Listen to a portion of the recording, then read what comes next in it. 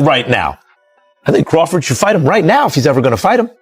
If he wants to, if Crawford has it in his mind to fight Boots, you might as well do it now. I'd compare it to this. Jaron Ennis, Terence Crawford. Jaron Ennis is Tracy McGrady, Vince Carter. Terence Crawford's Kobe Bryant, Michael Jordan. There you go. Perfect. A+, And if you just look at the highlight reels. What about the Terence Crawford fight?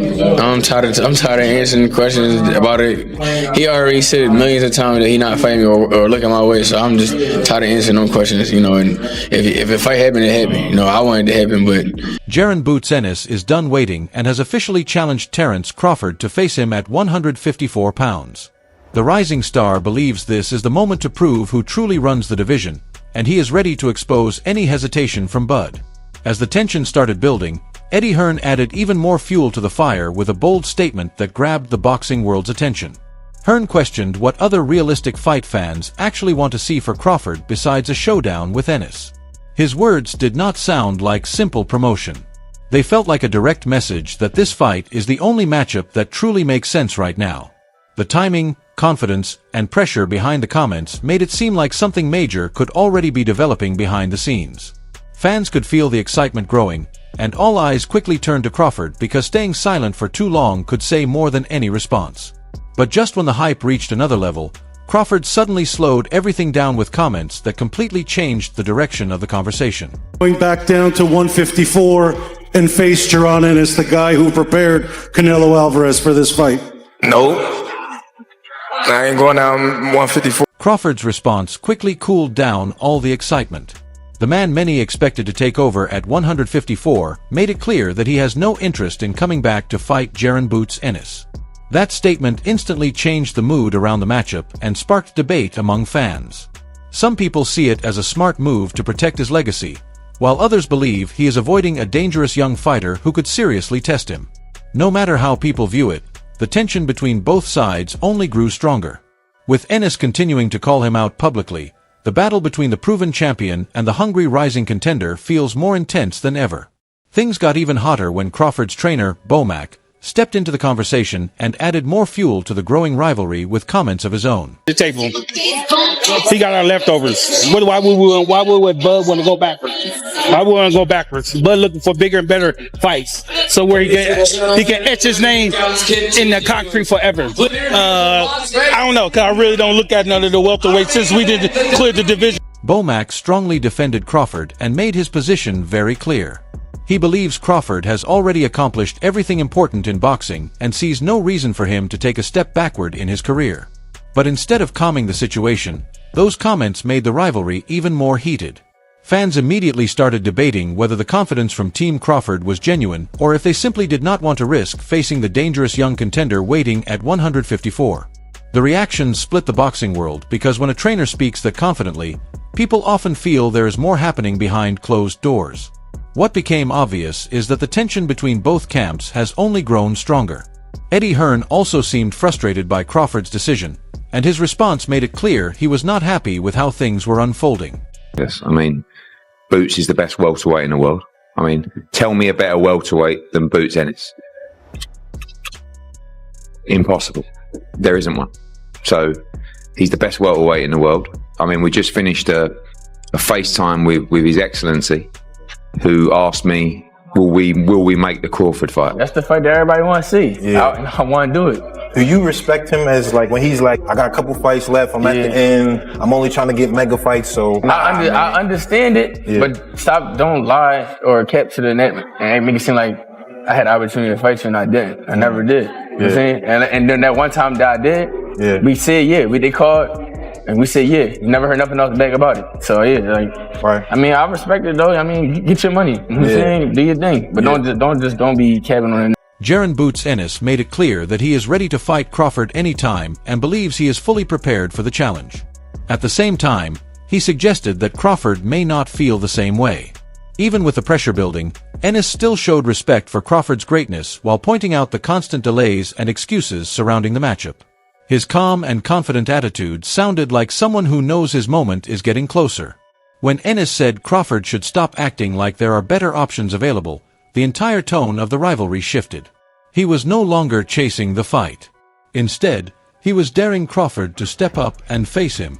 Then came his final message, "Fine, go get your money," a statement that quickly spread throughout the boxing world. It showed that Boots is not begging anyone for attention because he believes he is already at the top waiting for the next challenger. Soon after, Coach Breadman Edwards joined the discussion and shared his own thoughts on the ongoing Crawford situation. 68, and then when he do it, people move the goalposts. So I don't even want to get into no Boots and Crawford talk. You know what I'm saying? Nobody got into Crawford and Floyd, and Crawford and Floyd is the same years apart as Boots and Wichicombe. Nobody ever tried to make them fight. So I don't want to get in that because I don't really know if it's possible. Breadman Edwards did not get caught up in the growing hype around the fight and instead tried to calm the conversation down. Speaking in a relaxed but confident way, he reminded fans that not every major fight people want can happen at the perfect moment. He compared it to other eras in boxing where great fighters missed each other because the timing was never right. According to Breadman, it is not always about fear or avoiding a challenge, but more about when the situation makes the most sense for both sides. He gave the impression that forcing the Crawford versus Ennis fight too soon could hurt what might eventually become a truly massive event. His opinion carried weight because it came from someone with deep experience and understanding of how boxing works behind the scenes. Breadman then continued by explaining why he believes the Crawford and Ennis showdown may still need more time before it finally becomes reality. Crawford is shot, but he didn't, and nobody cared. It wasn't like it was a duck. It wasn't a duck. It was like they kind of different eras, even though they fighting at the same time. So I don't really know if it's possible because Boots will have to leave 54.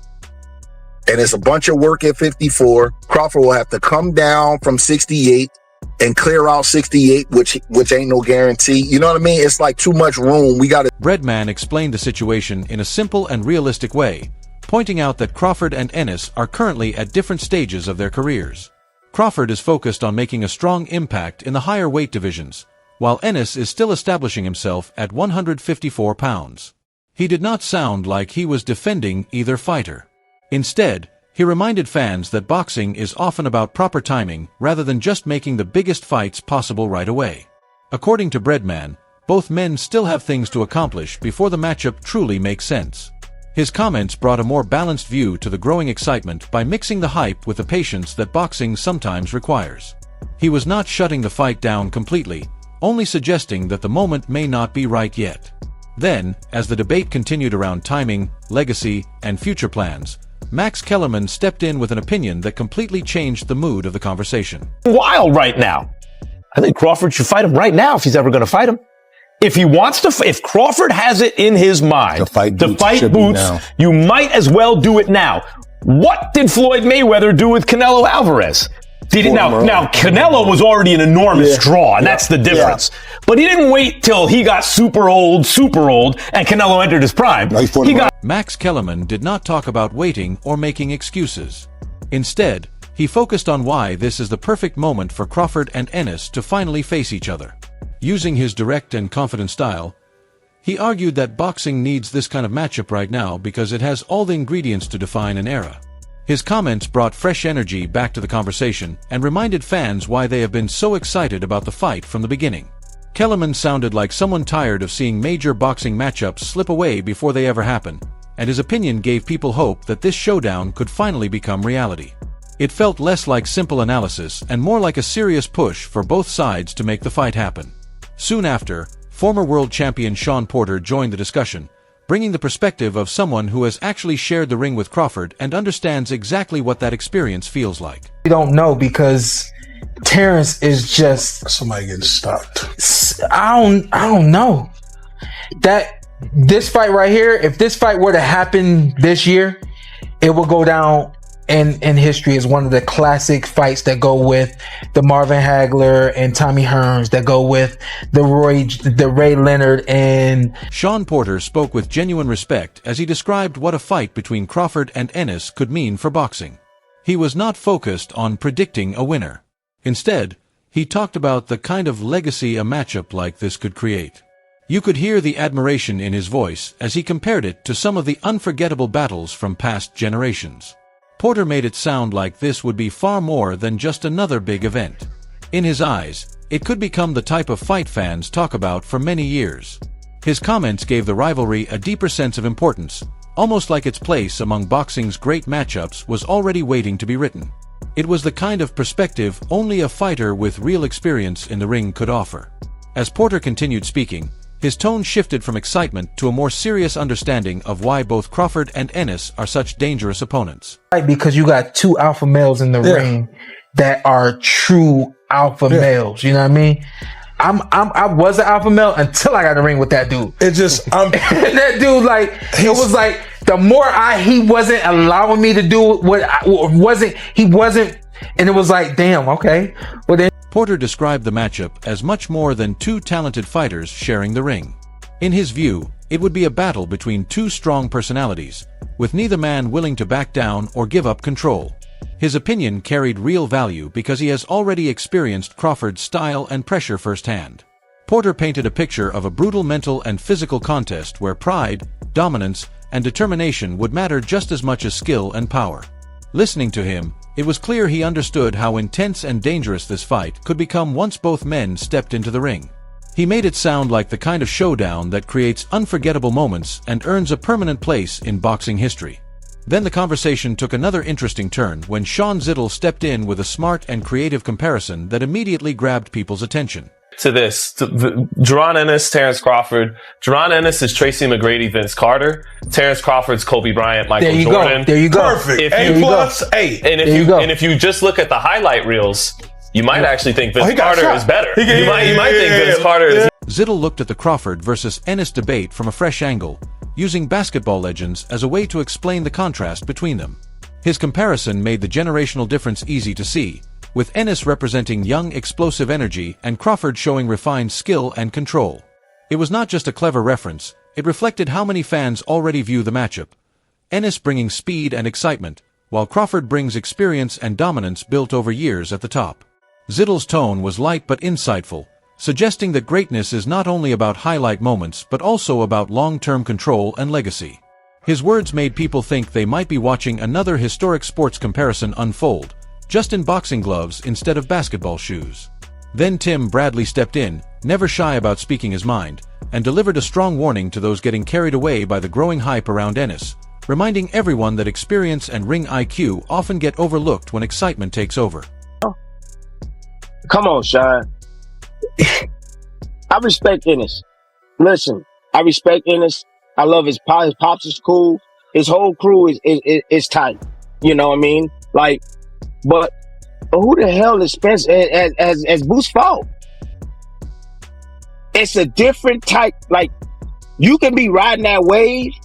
You've been getting all these knockouts of all these other different guys, but you've never been in the ring with an animal like Crawford. And when you get in there for the first time and you get hit upside your head and you see that you can't do the stuff that you usually do against the guys that you fought, you know, at the lower level,